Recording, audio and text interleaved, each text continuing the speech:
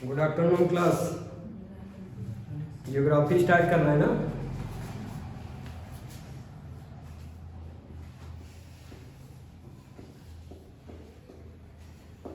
Geography geography को अलग अलग करो। जियो अलग और ग्राफी अलग। ये तो सो रहा है का? इधर देख। जियोग्राफी, जियो मतलब बता दो। जियो अर्थ, ग्राफी मतलब स्टडी। अर्थ हिंदी में क्या कहते हैं? अर्थ को पृथ्वी, स्टडी को अध्ययन। किसका अध्ययन करना है? पृथ्वी का अध्ययन। टोटल इसको कहेंगे पृथ्वी का अध्ययन। अब बताओ, किसी चीज का अध्ययन करोगे तो कैसे अध्ययन करोगे?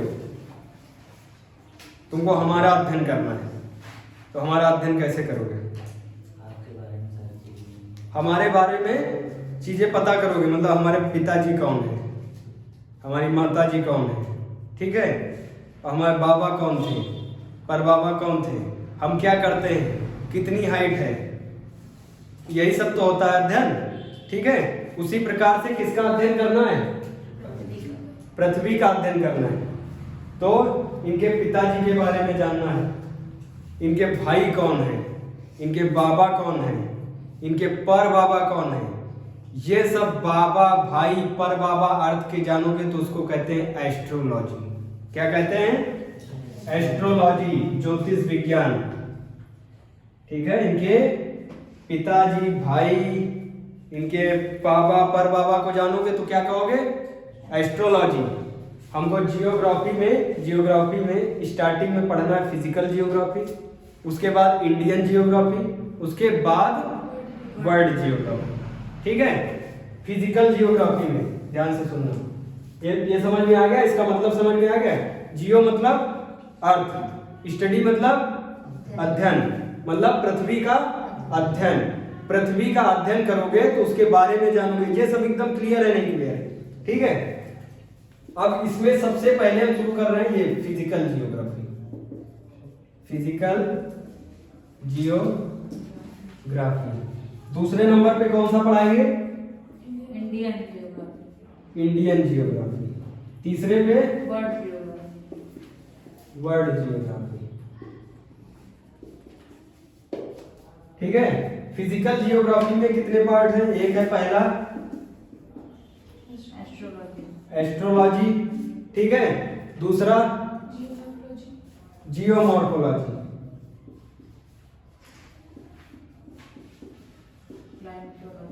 ध्यान से सुनना। मान लो तो हमारी स्टडी कर रहे हो, ठीक है, हमारे पिताजी के बारे में जानना है, हमारे बारे में जानना है, हमारी हाइट कितनी है, हेयर स्टाइल, बाल का कलर कैसा है, आंखों का कलर कैसा है, दो कान है, दो नाक है, ऐसे ये सब पता करना है। तो हमारी स्टडी हुई ना, तो इसको किसमें रखेंगे? एस्ट्रोलॉजी। ये जो उसके बारे में पता करोगे, इनके पिताजी के बारे में, इनके खानदान के बारे में, तो वो एस्ट्रोलॉजी, ज्योतिष विज्ञान।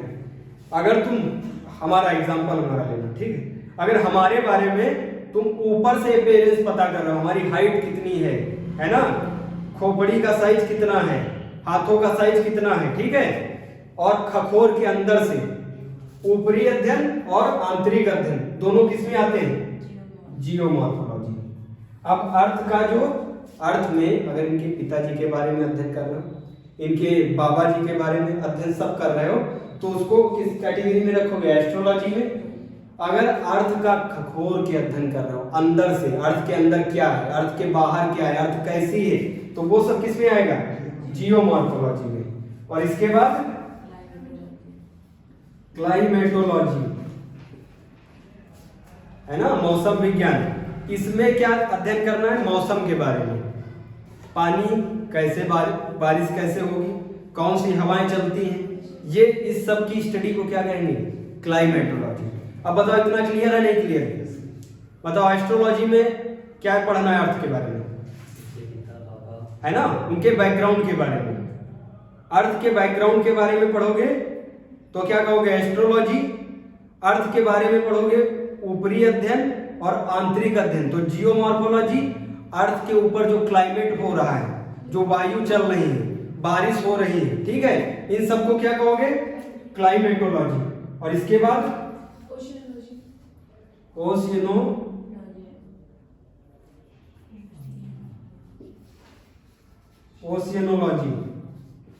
ओशियनोलॉजी में क्या है, अर्थ पे जो पानी प्रेजेंट है, समुद्र में जो पानी है उसकी स्टडी को क्या कहेंगे, ओशियनोलॉजी। और उसके बाद इकोलॉजी।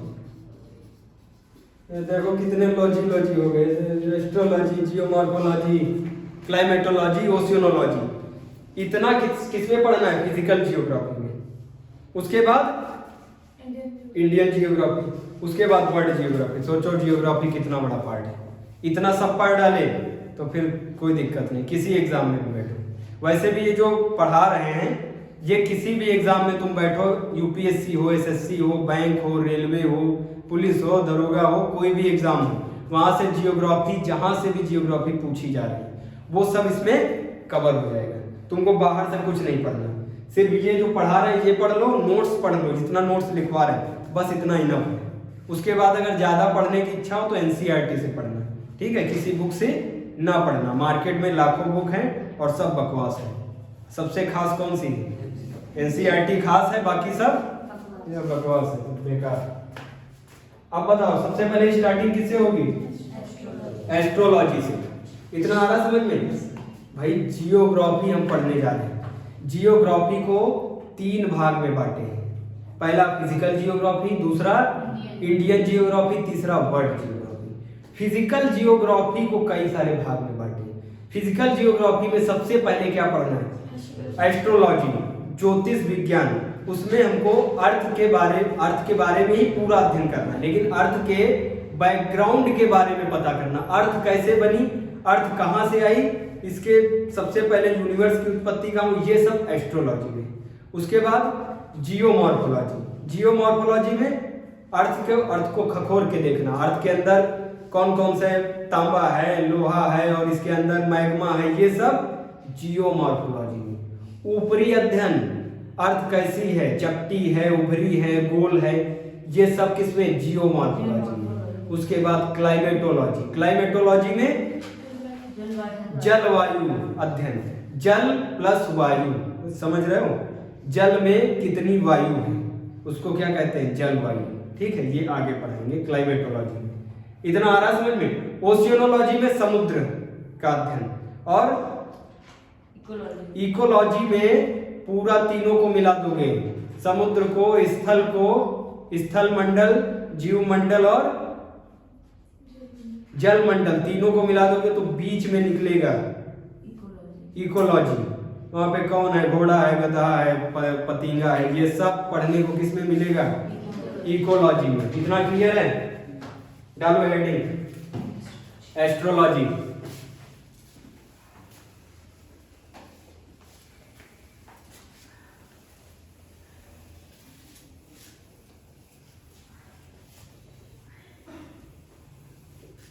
एस्ट्रोलॉजी डाली हेडिंग।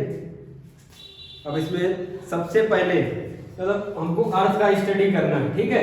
अब ध्यान से सुनना, ये अर्थ है, ये अर्थ किस में है, गैलेक्सी के अंदर। ध्यान से सुनना, अर्थ किसके अंदर है, गैलेक्सी के अंदर।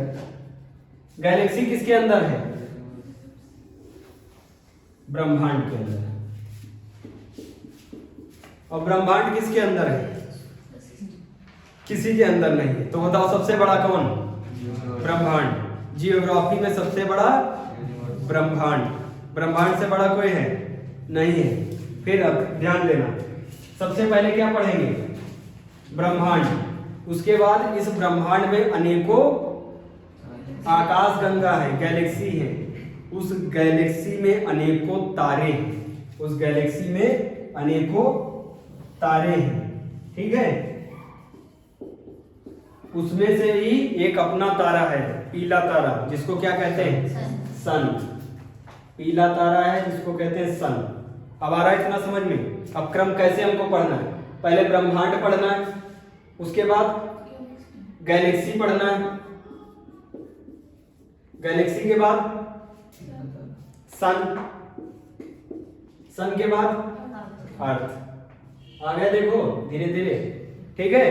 अब अर्थ एकदम जबरदस्त स्टडी करनी है, क्योंकि ये सब और भी जो प्लैनेट हैं उनकी स्टडी थोड़ी बहुत करनी, लेकिन अर्थ की स्टडी बिल्कुल परफेक्ट तरीके से करनी है। इंडियन जियोग्राफी में इंडियन जो इसमें पढ़ रहा है फिजिकल में, उस वो सब अगर ये फिजिकल नहीं पढ़े तो इंडियन तुमको नहीं समझ में आएगी। पहले फिजिकल पढ़ना पड़ेगा, तभी इंडियन जियोग्राफी कायदे से समझ में आएगी, ठीक है। लेकिन ज़्यादा एग्जाम में इंडियन जियोग्राफी से क्वेश्चन आते हैं, फिजिकल जियोग्राफी से कम क्वेश्चन आते हैं, ठीक है। डाला हेडिंग एस्ट्रोलॉजी। एस्ट्रोलॉजी में सबसे पहले किसको पढ़ना है, ब्रह्मांड। ये स्ट्रक्चर तुम लोगों को समझ में आया नहीं समझ में आया? सबसे छोट देखो आगे की तरफ पढ़ रहे हैं, ये अर्थ है, अर्थ के बाद सन, सन के बाद गैलेक्सी, गैलेक्सी के बाद ब्रह्मांड, ठीक है। अब बताओ सबसे बड़ा इसमें कौन है, ब्रह्मांड। ब्रह्मांड के अंदर अनेकों गैलेक्सी, आकाशगंगा, आकाशगंगा के अंदर अनेकों तारे, उसी में एक तारा कौन सा, सन। ये जो सन है ये भी स्टार है, ठीक है। ये पीला स्टार इसको कहते हैं, येलो स्टार।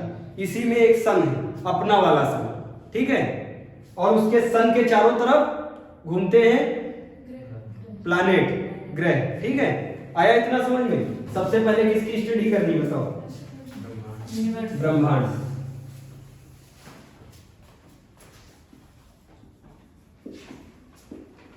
ब्रह्मांड यूनिवर्स, ठीक है। डालो हेडिंग, ब्रह्मांड की उत्पत्ति, ओरिजिन ऑफ यूनिवर्स।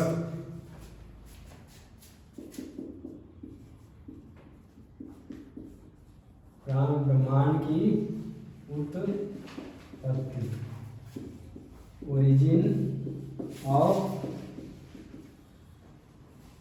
यूनिवर्स, ठीक है। अब सोचो ब्रह्मांड की उत्पत्ति कैसे हुई होगी।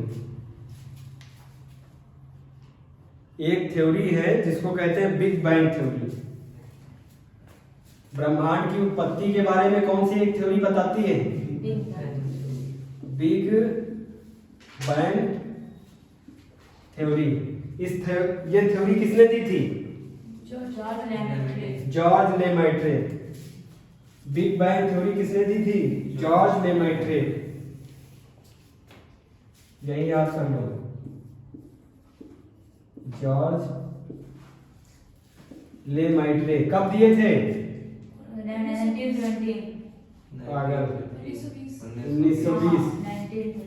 1920, ठीक है। आ रहा है इतना समझ में? ये जो जॉर्ज लेमैट्रे हैं ये क्या बताए थे कैसे हुई ब्रह्मांड की उत्पत्ति? ये बताए थे एक बहुत बड़ा सॉलिड था, बहुत बड़ा एक सॉलिड पार्टिकल था, सॉलिड पार्टिकल।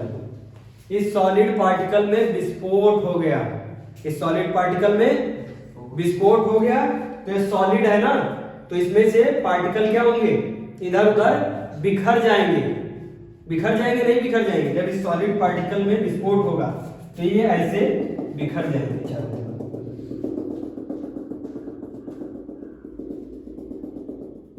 और ये जो जितने में बिखर गए हैं, ये जितने में पार्टिकल बिखर गए हैं, इस पूरे को क्या कहते हैं, यूनिवर्स।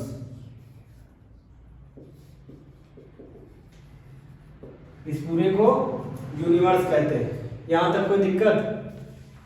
बिग बैंग थ्योरी किसने दी, जॉर्ज लेमैट्रे ने 1920 में दी। 1920 में जॉर्ज लेमैट्रे ने क्या बताया कैसे ब्रह्मांड की उत्पत्ति हुई। एक सॉलिड पार्टिकल था बहुत बड़ा, उसमें विस्फोट हो गया। जब सॉलिड पार्टिकल कुछ कोई भी सॉलिड हो उसमें विस्फोट होगा तो उसमें छोटे छोटे पार्टिकल इधर उधर बिखर जाएंगे। यही ये बता रहे हैं, एक सॉलिड पार्टिकल था बड़ा, उसमें विस्फोट हो गया और वो चारों तरफ बिखर गया। ठीक है, और ये यूनिवर्स की उत्पत्ति की डेट क्या बताते हैं, डेट ऑफ बर्थ यूनिवर्स की। ये जब पार्टिकल विस्फोट हुआ उसका ये डेट बताते हैं आज से 1920 से, ये बताते हैं 13.7 अरब साल पहले। कौन से साइंटिस्ट बोल रहे हैं, जो जॉर्ज लेमाइट्रे ने क्या बताया कि एक सॉलिड पार्टिकल था, उसमें विस्फोट हो गया और उसमें जो सॉलिड पार्टिकल होगा उसमें विस्फोट होगा तो वो इधर उधर बिखर जाएगा चारों तरफ, और जितने में वो बिखर गया, जितनी एरिया में वो बिखरा है उस एरिया को क्या कहते हैं, यूनिवर्स, ब्रह्मांड। इतना क्लियर है यहाँ तक एकदम। 13.7 अरब साल पहले, ठीक है, 13.7 अरब साल पहले। अब से सोचो यहाँ पे अरब है, 1 साल 2 साल नहीं है। 13.7 अरब साल पहले किसकी उत्पत्ति हुई थी, ब्रह्मांड की उत्पत्ति। डेट ऑफ बर्थ ब्रह्मांड की क्या है, 13.7 अरब साल पहले। अब इसी ये जो पार्टिकल सब इधर उधर बिखर गए हैं, ये जो पार्टिकल इधर उधर बिखरे हैं, इसी पार्टिकल में संघनन होगा। मतलब ये पार्टिकल पास पास आएंगे और पास पास आके क्या बना देंगे, गैलेक्सी। समझ में आ रहा है एकदम क्लियर। ये एक साइंटिस्ट और थे, ये क्या नाम है उनका, भुला गए। इधर ये कहते हैं कि ये जो है ब्रह्मांड वो बढ़ता है और ब्रह्मांड क्या हो रहा है, बढ़ रहा और घट रहा है। अब ब्रह्मांड के अंदर कितनी गैलेक्सी, अनेकों गैलेक्सी। और जब अनेकों गैलेक्सी बता दिया, अनेकों मतलब क्या होता है, कोई नंबर नहीं है, इनफाइनाइट, अनेकों गैलेक्सी है। अब गैलेक्सी की उत्पत्ति कैसे होगी बताओ, गैलेक्सी की उत्पत्ति कैसे हुई। यहां तक ब्रह्मांड की उत्पत्ति एकदम समझ में आ गया। अब गैलेक्सी की उत्पत्ति देखो,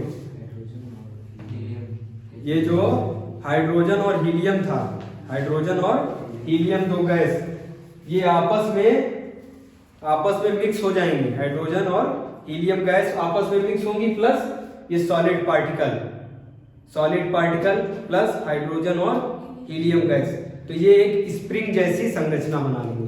स्प्रिंग देखे हो, उस स्प्रिंग के शेप को कहते हैं स्पाइरल शेप। ये होता है स्पाइरल। ऐसा शेप किसमें बन जाएगा, ऐसे शेप, अनेकों ऐसे शेप किसमें बनेंगे, ब्रह्मांड में। ठीक है, इस शेप को क्या कहते हैं, गैलेक्सी। इसी शेप में कहीं ना कहीं अनेकों तारों में से एक अपना भी तारा है। ठीक है, सन। ठीक है, अब ये सन गैलेक्सी के चक्कर लगाता है, ऐसे स्पाइरल शेप में सन चलता है। एकदम क्लियर है। इस गैलेक्सी में अनेकों, समझ में आ रहा है, अनेकों स्टार है। उसी स्टार में एक अपना स्टार है, उस स्टार का क्या नाम है, सन, पीला स्टार। ठीक है, अनेकों स्टार मतलब मान लो ये सन है, इधर भी है, इधर भी है, ऐसे गैलेक्सी में ये अनेकों, ये सब हम क्या बनाए हैं, स्टार बनाए, अनेकों स्टार हैं। ठीक है, और इन्हीं में से देखो ये कितने सारे बना दिए, इन्हीं में से एक अपना भी स्टार है। उस स्टार को क्या कहते हैं, सन कहते हैं। एकदम क्लियर है। ब्रह्मांड की उत्पत्ति समझ में आई, एकदम क्लियर। और इसकी गैलेक्सी की उत्पत्ति, दो गैस आपस में मिक्स हो गई, प्लस सॉलिड पार्टिकल जो ये बिखर गए थे ये मिक्स हो गए, तो ये क्या बन गए, एक स्पाइरल शेप बन गया।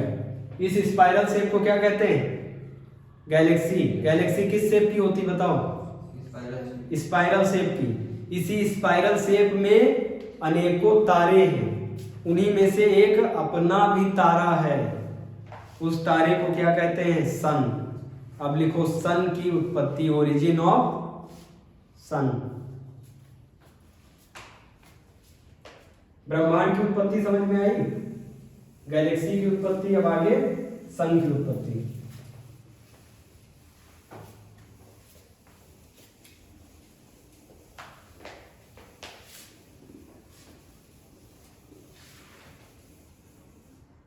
ब्रह्मांड की उत्पत्ति हो गया, गैलेक्सी की ओरिजिन ऑफ गैलेक्सी हो गया। अब तीसरा origin of sun, तारों की उत्पत्ति। तारों की उत्पत्ति, तारे की उत्पत्ति कैसे होगी? आकाश गंगा में गर्म गैसों के, लिख लो, क्लियर कट एकदम लिखना। आकाश गंगा में गर्म गैसों के झुंड एक पास आने से, आकाश गंगा में गर्म गैसों के झुंड एक पास आने से नेबुला बना। नेबुला मतलब निहारिका, हिंदी में निहारिका कहते हैं उसको, नेबुला को। यही जो है आकाश गंगा, इसमें गर्म गैसों के झुंड, और कौन कौन सी गैस थी? हीलियम और हाइड्रोजन। ये दोनों आपस में खूब पास आई, ठीक है। जब बहुत ज्यादा पास आएंगे तो उस प्रक्रिया को क्या कहते हैं? फ्यूजन, संलयन। आपस में गैसें पास आई, एकदम पास आ गए, ठीक है, एकदम एक दूसरे में मिक्स हो गई तो संलयन, ठीक है।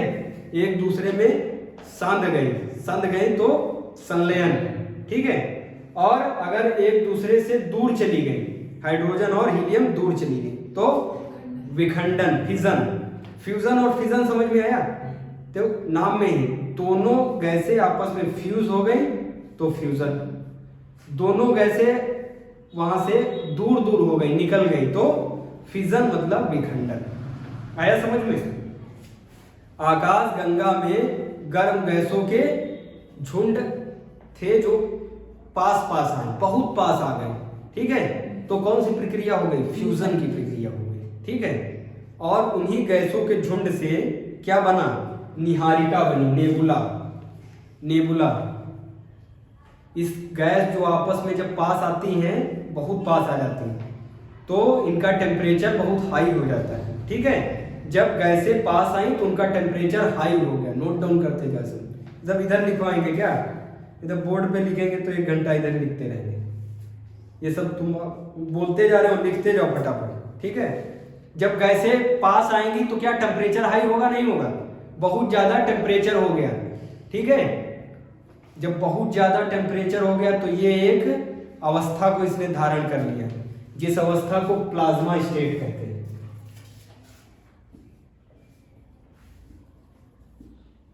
ये समझ में आ रहा है नहीं आ रहा? गैसों के झुंड देख लो, लिखे दे रहे हैं।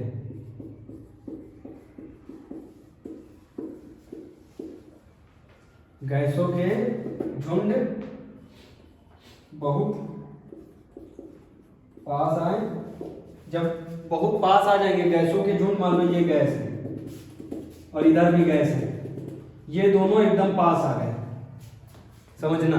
तो कौन सी प्रक्रिया है? फ्यूजन। अगर ये दो गैसें जो फ्यूज हो गई आपस में ऐसे, ये हो गई फ्यूजन। अगर ये दोनों दूर दूर हो जाएं, ऐसे दूर चली गई, ये भी दूर चली गई, तो विखंडन। ये कह रहे हैं कि जब आपस में ये पास आए तो इसका तापमान बहुत हो गया, टेम्परेचर हाई हो गया। जब गैस का टेम्परेचर हाई हो जाएगा तो किस स्टेट को धारण कर लेगा? गैस वो हो जाएगी plasma state. Solid liquid gas जानते हो? ये गैस थे, गैस का प्रसारण ज्यादा होता है। अब गैस आपस में पास इतना आ गए कि वो ना सॉलिड रहे ना लिक्विड रहे, बन गए सेमी सॉलिड। सेमी सॉलिड जैसे जेली होती है, जेली देखा है? अरे जेली दुकान पे मिलती है, उस जेली में ऐसे उंगली डालोगे तो उंगली ऐसे घुस जाएगी। अरे खखार वखार नहीं होती है, खखार भी क्या होती है? प्लाज्मा स्टेट होती है। अब बताओ ये दो गैसें किस स्टेट में आ गई? प्लाज्मा की स्टेट में आ गई, ठीक है। और यही प्लाज्मा स्टेट क्या बन जाएगी? तारा बन जाएगी। अब बताओ तारा जो है सन, वो किस स्टेट में है? प्लाज्मा स्टेट में। अरे भैया सन भी तो तारा है, और जितने भी तारे हैं वो सब कैसे हैं? खखार जैसे। आया समझ में? जितने भी स्टार हैं वो सब खखार जैसे, और उन्हीं स्टार में से एक अपना स्टार है जिसका नाम सन है। तो सन भी कैसा है? खखार जैसा है। खखार कैसी होती है? जेली जैसी, सेमी सॉलिड। उसको ऐसे उंगली उसमें लगाओगे हिलेगी नहीं ऐसे, ठीक है। लेकिन वो सेमी सॉलिड क्या होता है? सेमी सॉलिड समझते हो ना, ठीक है। सेमी सॉलिड में अर्ध ठोस में क्या है? सन अर्ध ठोस है, क्योंकि सन भी एक स्टार है, ठीक है। अब स्टार की पूरी प्रक्रिया समझ में आई, स्टार की उत्पत्ति कैसे हुई। ऐसे जो है कई सारे स्टार बने, मतलब कई सारे गैसें आपस में मिली और वो प्लाज्मा स्टेट धारण कर ली तो एक स्टार बना।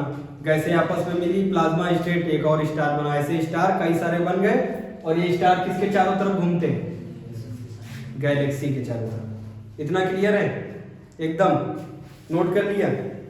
और ये जो गैलेक्सी के मतलब जिसमें गैलेक्सी भी, ब्रह्मांड में बहुत सारी गैलेक्सी है। अपनी वाली गैलेक्सी कौन सी है? जिसमें स्टार प्रेजेंट है, जिसमें सन प्रेजेंट है, मिल्की वे। इसको हिंदी में क्या कहते हैं? मंदाकिनी। हमने बताया ब्रह्मांड में अनेकों गैलेक्सी हैं, ठीक है। ब्रह्मांड में अनेकों गैलेक्सी हैं। जिस गैलेक्सी में सन प्रेजेंट है उस गैलेक्सी को मंदाकिनी कहते हैं, इंग्लिश में मिल्की वे गैलेक्सी कहते हैं, ठीक है। जिसमें अपना सन है उसको मिल्की वे गैलेक्सी कहते हैं। फिर एक बार रिपीट कर रहे हैं, ब्रह्मांड है बहुत बड़ा। कितना बड़ा ब्रह्मांड है पता नहीं, वो बढ़ भी रहा है और घट भी रहा है, ठीक है। अब एक एग्जांपल देखना, एक गुब्बारा लिए, गुब्बारा है, बैलून, ये बैलून ऐसे होते बैलून, बैलून फूला वाला बैलून है। अब इस पे तुम ऐसे डॉट डॉट कर दिए, ऐसे डॉट लगा दिए, इसको और फूंक मार के फुला दिए तो इतना बड़ा हो जाएगा? हो जाएगा नहीं हो जाएगा? तो बताओ ये डॉट डॉट यहां तक आ जाएंगे? तो बताओ जैसे जैसे कहते हैं कि ब्रह्मांड का एक्सपेंशन होता है ना, वैसे वैसे गैलेक्सी भी एक्सपैंड करती है। आ रहा समझ में? अब देखो ये गुब्बारा क्या है? ब्रह्मांड। और इसमें जो डॉट डॉट पड़े ये क्या है? गैलेक्सी। गुब्बारा क्या है? ब्रह्मांड। और इस गुब्बारे में देखो अनेकों क्या है? गैलेक्सी।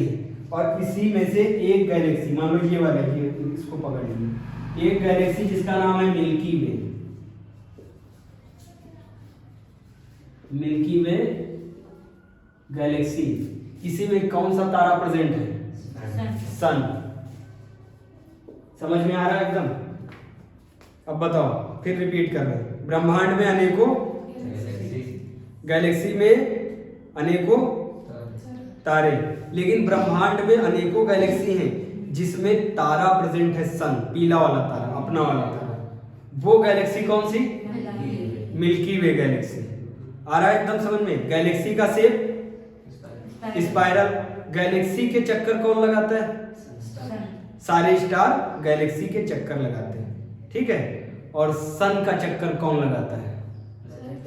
प्लैनेट्स।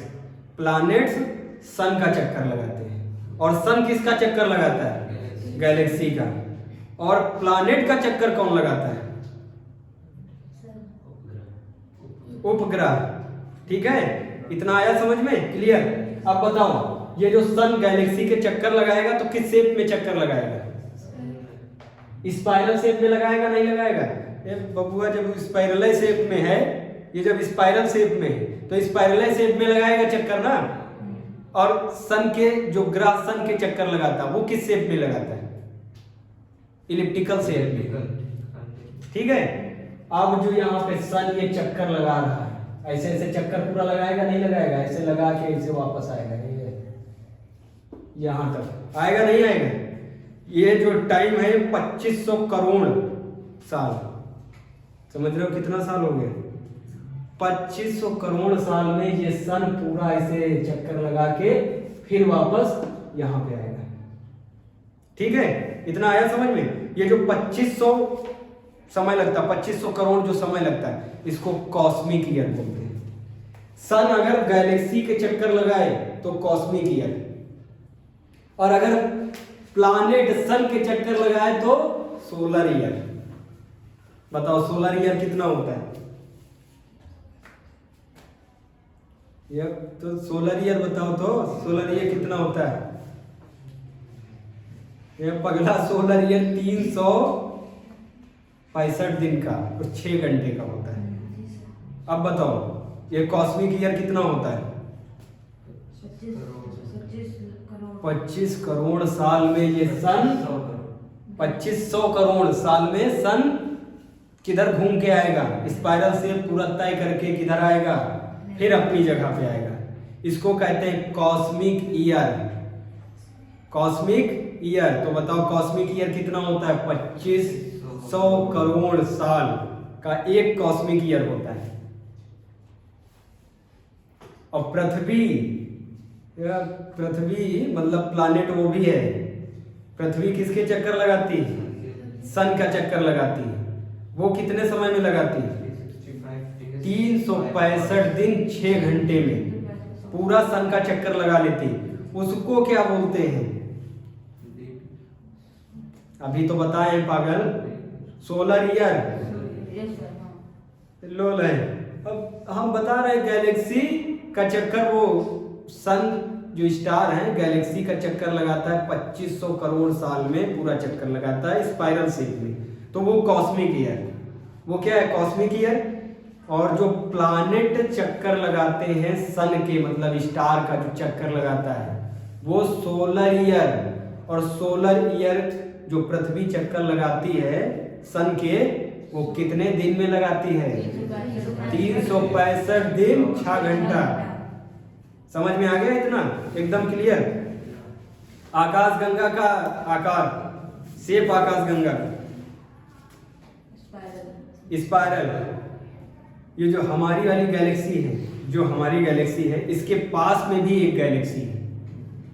मतलब ये बहुत सारी गैलेक्सी है ना, तो ऐसे ऐसे मान लो ये सब बहुत सारी गैलेक्सी, समझना बहुत सारी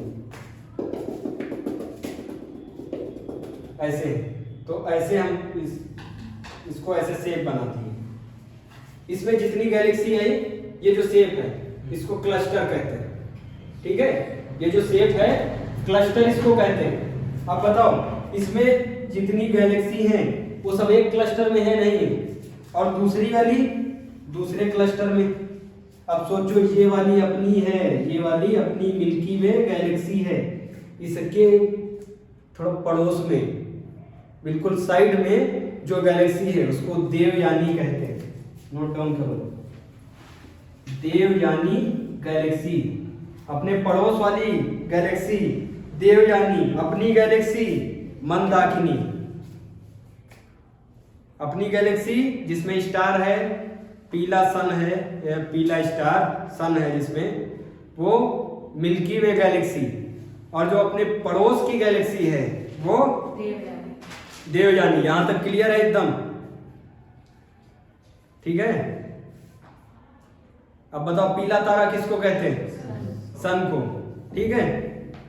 पृथ्वी से, पृथ्वी जहां पे हम खड़े हैं अभी, यहां से सन की दूरी पता कितनी है? 14 करोड़ 95 लाख। 14 करोड़ लिखते जाओ। पृथ्वी से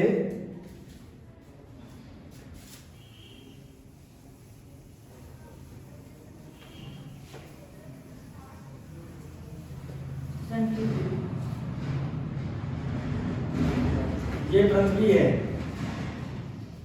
इधर सन है, सन है। ठीक है। और इधर की दूरी बताओ, ये डिस्टेंस जहां तक तुमको आना, पृथ्वी से सन तक आना, तो कितना डिस्टेंस तय करना पड़ेगा? 14 करोड़ 95 लाख 98 हजार 98,98,000। 14 करोड़ 14 करोड़ 95 लाख और 98,000। समझ में आया? अरे ये ना याद रहे तो लगभग समझ लो 15 करोड़। 15 करोड़ किलोमीटर। 15 करोड़ किलोमीटर। अरे एग्जैक्ट डाटा अगर लिखना तो कितना होगा? 14 करोड़ 95 लाख 98,000। ये एग्जैक्ट डाटा है। अब ये डाटा ना याद रहे तुमको, ठीक है, तो कौन सा डाटा याद रखना? 15 करोड़ है ना। अब 15 करोड़ इधर से जाओगे 15 करोड़ है, बहुत दूर है नहीं, 1-2 किलोमीटर में तो हालत खराब हो जाती है। 100 किलोमीटर में 15 करोड़ किलोमीटर जाना है तुमको, तब क्या मिलेगा? सन मिलेगा। यहाँ तक क्लियर है? नोट कर लिया? अब बताओ सन की जो लाइट की स्पीड होती कितनी होती है? बेवकूफ, लाइट की स्पीड पूछ रहे हैं। लाइट जो तो सूरज की लाइट होती है इसकी कितनी स्पीड होती है? 3 लाख किलोमीटर प्रति सेकेंड। 3 लाख किलोमीटर प्रति सेकेंड।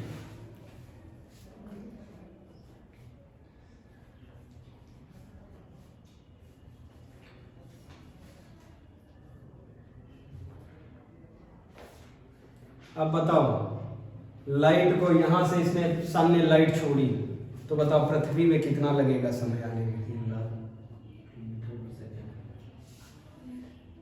बबुआ बताओ, कैलकुलेट करो। 3 लाख स्पीड से चलती लाइट, कितना उसको डिस्टेंस तय करना है?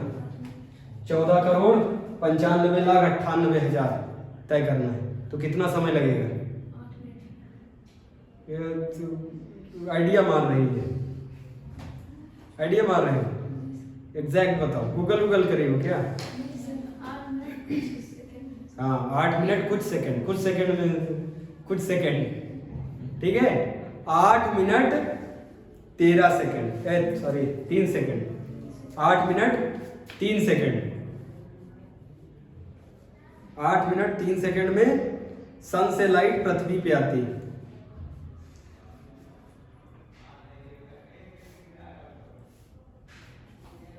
यहां तक क्लियर है एकदम?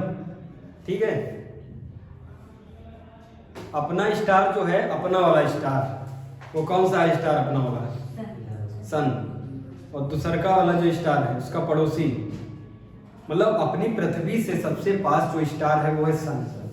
उसके बाद जो सबसे पास है वो सन है, उसका नाम है प्रोक्सिमा सेंचुरी। Proxima Centauri. अपनी पृथ्वी से सबसे पास का स्टार सन। और मान लो तुम सन तक पहुंच गए, ये डिस्टेंस तय कर लिए। अब उसके बाद दूसरे वाले स्टार पे तुमको जाना है, दूसरे के स्टार पे जाना है, तो उसका नाम क्या है? प्रोक्सिमा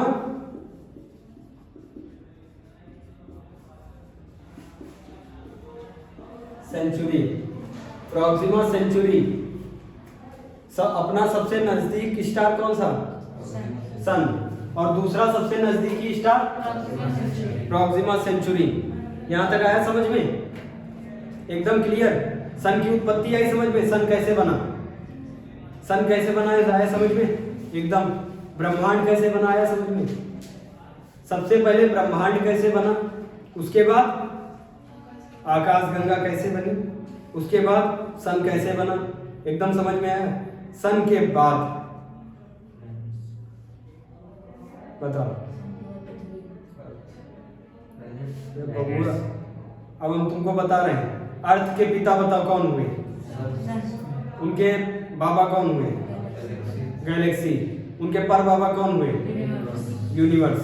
ठीक है, पर बाबा को निपटा दिए। पर बाबा कौन है? यूनिवर्स। उनको निपटा दिए। फिर पर बाबा के बाद कौन? बाबा। बाबा कौन है? गैलेक्सी। उनको भी निपटा दिए। ठीक है, बाबा की कैसे डेट ऑफ बर्थ क्या है, कैसे पैदा हुए, कैसे क्या, सब निपटा दिए ना।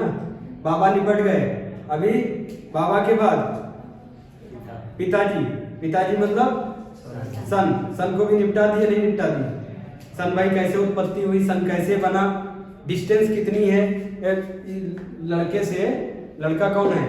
अर्थ। इससे पिताजी की दूरी कितनी है बताओ?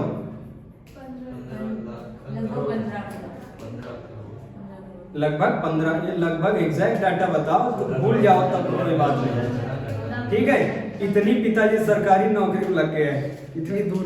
पिताजी से इतनी दूर कब जाओगे? जब तुम लोगों का गवर्नमेंट जॉब में होगा। गवर्नमेंट जॉब लग गई तो सिलेक्शन दूर ही मिलता है ना, जिला बदल। तो दूरी सरकारी नौकरी में कौन है? अर्थ सरकारी नौकरी में। देख रहे हो कितनी डिस्टेंस पे है। ठीक है, और इसके जो भाई भाई हैं वो सब और भी बड़ी सिविल सर्विस में है, वो सब वो इससे भी ज़्यादा दूर है ना, जुपिटर वगैरह, वो इससे भी ज़्यादा दूर है। और सबसे छोटकी नौकरी में कौन सा है जो सबसे पास है? चपरासी है। सन के सबसे पास कौन है? मरकरी। मरकरी चपरासी है, तो इधर ही रहता है इर्द गिर्द उसके, ठीक है। और उसके बाद चपरासी से ऊपर वाला सरकारी नौकरी में वीनस है। और ये जो अर्थ है ये SSC CGL वाला है, ये और भी ज़्यादा दूर है। और मार्स स्टेट लेवल का है, स्टेट में है कहीं पे, बढ़िया जॉब है। और उसके बाद जुपिटर, वो और भी अच्छी जॉब है। जितनी ज़्यादा रैंक वाली जॉब होगी उतनी ज़्यादा दूर तुमको मिलेगी। सिविल सर्विस एग्जाम IAS, उसमें बहुत दूर भेजते हैं। तो बताओ IAS में कौन है?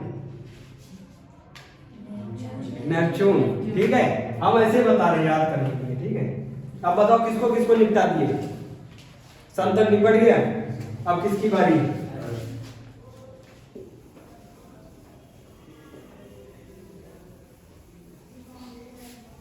अच्छा ये बताओ, ये जो अर्थ है इसके चारों तरफ कौन घूमता है? चंद्रमा, है ना। अर्थ से चंद्रमा की दूरी कितनी है? ये पता किसी को? एग्जैक्ट बताना एकदम।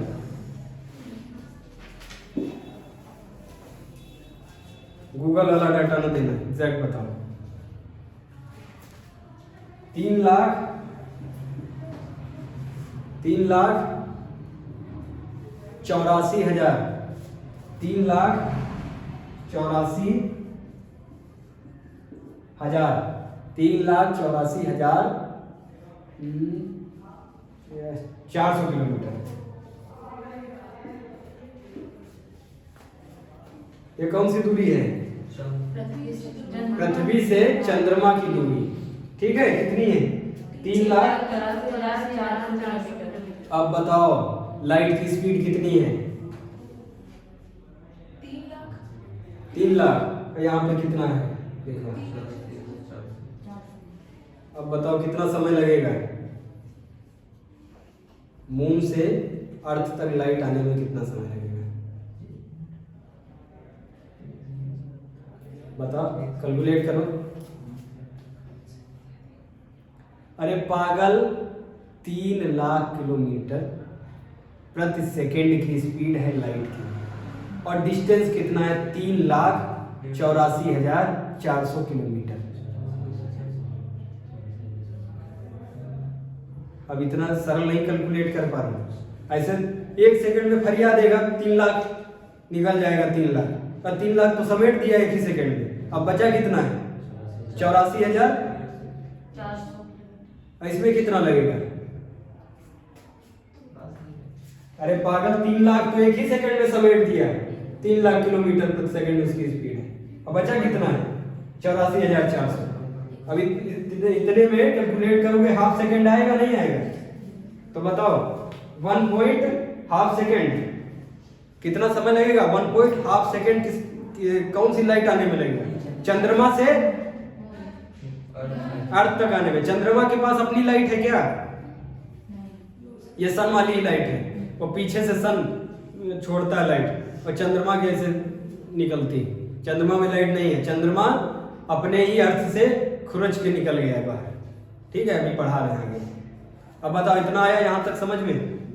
एकदम क्लियर कट, ठीक है। सबसे ज्यादा चमकने वाला तारा बताओ। तो खोपड़ी फोड़ देंगे तुम्हारी, वो पोलर वोलर बोल देंगे। ध्रुव तारा जो होता है वो डायरेक्शन को दिखाता है। हम चमकने वाला सबसे ज्यादा जो चमकता है वो तारा पूछ रहे हैं।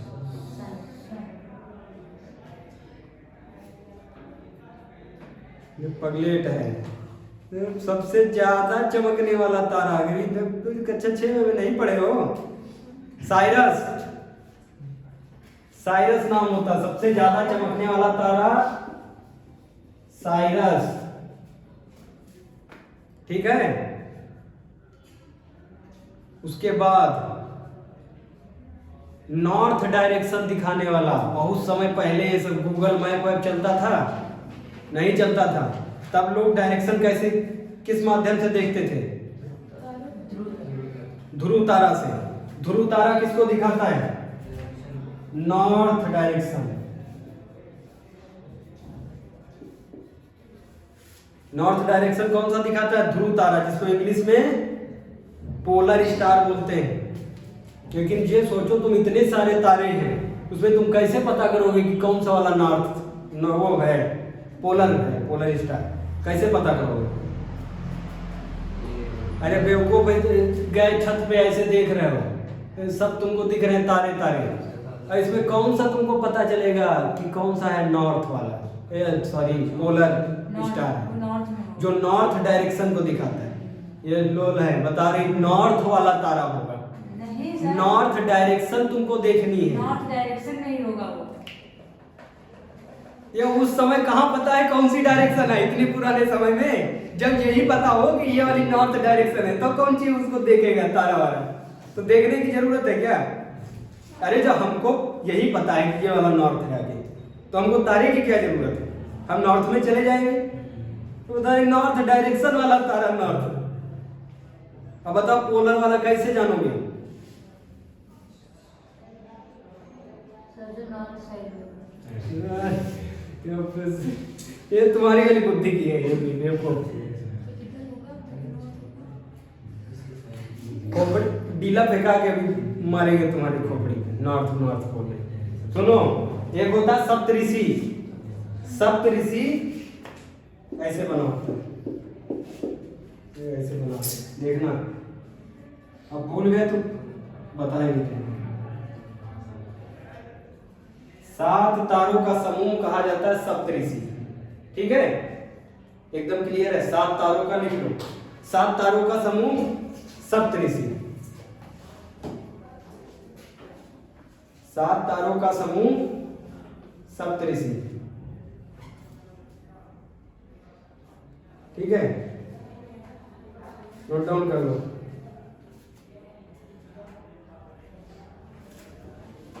सप्तऋषि, ये सप्तऋषि में एक होता उर्सा मेजर, एक होता उर्सा माइनर। इसे इनके मुखौटे पे है। अगर सप्तऋषि उर्सा मेजर के मुखौटे पे ऐसे मुंह के सामने है, ऐसे तुमको 7 तारों का समूह दिखे और उसके मुंह के सामने जो दिखे वही है पोलर स्टार।